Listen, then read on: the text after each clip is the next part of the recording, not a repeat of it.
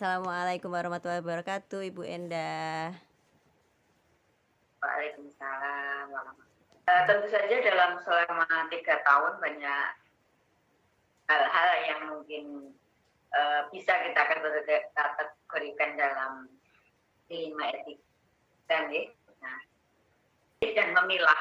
Artinya mengkategorikan permasalahan dilema etika itu apakah berkaitan dengan individu melawan komunitas yang lebih luas atau peraturan berlawanan dengan atau berkaitan dengan peraturan dan sosial gitu. Jadi di sini pada saat ada permasalahan-permasalahan seperti itu, ya kita pilih-pilih dengan mengkategorikan dulu apakah itu termasuk permasalahan-permasalahan dilema sosial yang istilahnya benar dan benar, tapi kita harus mengambil suatu keputusan yang mana yang istilahnya saat itu lebih urgen seperti itu, atau dilema etika yang jelas-jelas misalkan itu suatu benar melawan salah.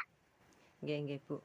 Dalam mengambil keputusan ini tentu saja tidak salah sendirian yang poin 1 itu. Kemudian kita juga melihat keterlibatan dari dilema etika itu melibatkan siapa saja gitu. Apakah itu personal ataukah itu dengan komunitas yang lebih luas. Nah itu juga kita ketahui juga. Kemudian kita mengumpulkan informasi atau data-data yang akurat. Karena audiens saya adalah Bapak Ibu Guru, ya saya menerangkan pada Bapak Ibu Guru bahwa setiap keputusan, setiap kebijakan itu tidak selalu memuaskan semuanya. Pasti ada risiko kita mengambil kebijakan atau keputusan yang diambil itu, kita juga sampaikan bahwa kalau kita sudah mengambil suatu keputusan, tentu saja tidak serta-merta hanya saya sendiri yang mengambil keputusan. Tentu saya sudah menggali, melaksanakan, kemudian dalam melaksanakan atau mengambil keputusan, saya juga melihat efek samping dari keputusan yang saya ambil. Kepala sekolah? Ya, sekitar 18 tahun. Waktu yang tidak singkat ternyata, Pak Slamet. Terasa ternyata. Etika atau rujukan moral? Ya, memang selama ini karena yang kita kelola dalam manajemen pendidikan dalam sekolah itu ada banyak dari faktor stakeholder itu memang semuanya mempengaruhi semuanya, dan hal-hal yang sifatnya kasuistis maupun yang lain maupun yang sudah menjadikan kebijakan sebelumnya itu pasti mengalami perubahan-perubahan, dan di sini kita berbagai permasalahan itu bisa kita identifikasi satu persatu, kita kelola ini, kemudian kita pilah istilahnya. Mungkin kita punya teman-teman dari teman sejawat, dari guru-guru yang senior, kita ajak komunikasi atas adanya kasus yang seperti itu, kita duduk bersama mencari jalan keluar ataupun mana yang paling baik untuk itu perlu segera ditindaklanjuti, ya kita ajak tatap muka atau empat mata, kita diskusi untuk menyelesaikannya. Tapi kalau itu nanti kreativitas dari guru atau apa, itu bisa dilakukan bersama. Karena manusia itu juga punya permasalahan-permasalahan. Nah, yang paling penting adalah semua permasalahan itu kita ambil dulu, kita dengarkan dulu, kemudian pahami dulu kasusnya itu. Setelah dipahami, kemudian dari laporan itu atau kasus itu kita pilah itu benar atau tidak. Nah, kemudian yang terakhir, kalau sudah kita pilah itu kita sendirikan, akan memilih yang berdampak lebih baik dan itu menyenangkan. Jadi dilihat dampaknya itu ke Dampaknya, orang banyak itu betul. lebih baik atau tidak? Lebih baik atau tidak? Yang pertama, tidak mungkin kita akan menyelesaikan dengan kepala ataupun sesuai dengan kemauan saya sendiri. Saya akan minta bantuan orang lain. Yang pasti adalah keputusan itu lebih baik diputuskan banyak orang daripada diputuskan oleh satu orang. Atau lebih efektif kalau memang itu keputusan itu diputuskan oleh orang banyak. Sangat susah dan sangat berat untuk mempertanggungjawabkan. Maka dari itu kita harus wajib berhati-hati dalam memutuskan sesuatu atau memberikan tanggapan kasus. Assalamualaikum warahmatullahi wabarakatuh. Saya Dwi Hastuti Listiani, SSI MPD. Saya adalah calon guru penggerak Angkatan 6 Kabupaten Gunung Kidul. Saat ini saya bekerja di SMP Negeri 1 Patok. Pada kesempatan kali ini saya akan mencoba untuk menganalisis dan merefleksikan hasil wawancara saya terhadap 3 kepala sekolah di lingkungan saya. Dilihat dari masa kepemimpinan dari ketiga kepala sekolah tersebut, dapat dikatakan bahwa Bu Endah telah menjadi kepala sekolah selama kurang lebih 3 tahun, sedangkan Bapak Slamet Riyadi telah menjadi kepala sekolah sekitar 18 tahun, dan Bapak Nur Rahman telah menjadi kepala sekolah selama sekitar 7 tahun. Nah, di sini dapat saya kelompokkan kepala sekolah senior dan kepala sekolah junior. Nah, hal-hal yang menarik yang muncul selama saya melaksanakan wawancara adalah bahwa kepala sekolah junior ketika menyampaikan pengalamannya hanya dengan pemahamannya secara teoritis.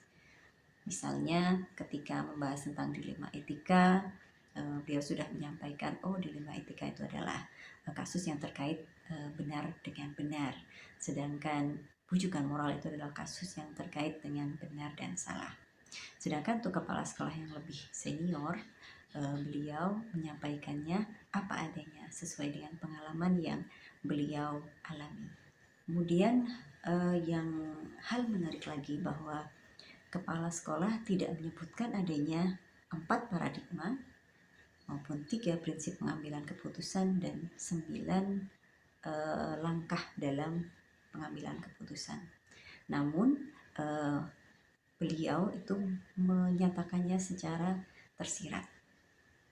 Persamaan dari ketiga kepala sekolah dalam pengambilan keputusan dilema etika adalah bahwa beliau-beliau ini ketika pengambilan keputusan mengedepankan adanya kolaborasi antara kepala sekolah dengan stakeholder yang lain. Beliau-beliau ini berpendapat bahwa keputusan yang terbaik adalah keputusan yang diambil bersama dengan stakeholder sekolah.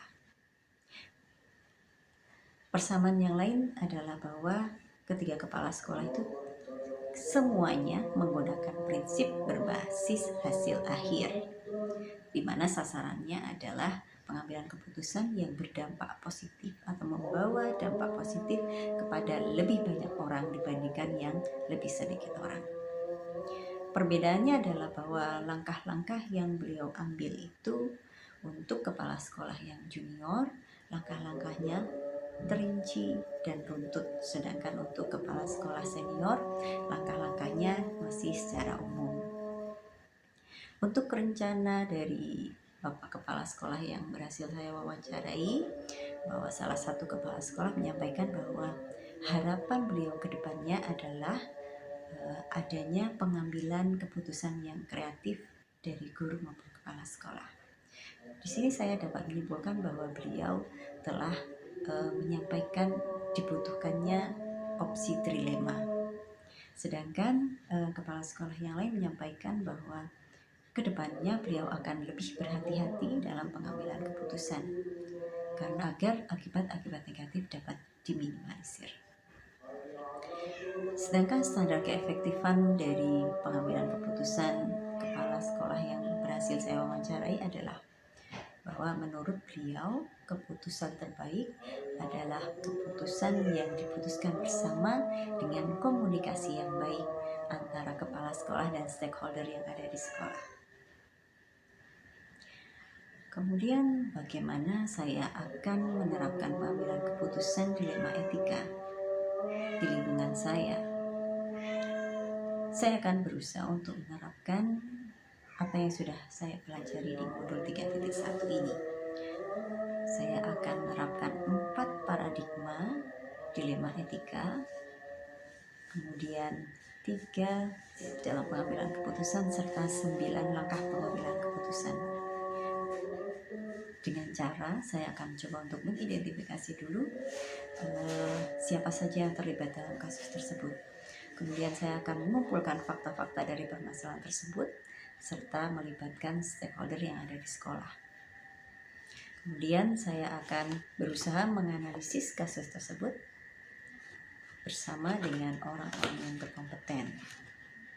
Saya juga akan berusaha bertanggung jawab atas keputusan yang telah saya buat, karena saya yakin dan memang kenyataannya bahwa tidak ada keputusan yang 100% memuaskan semua orang.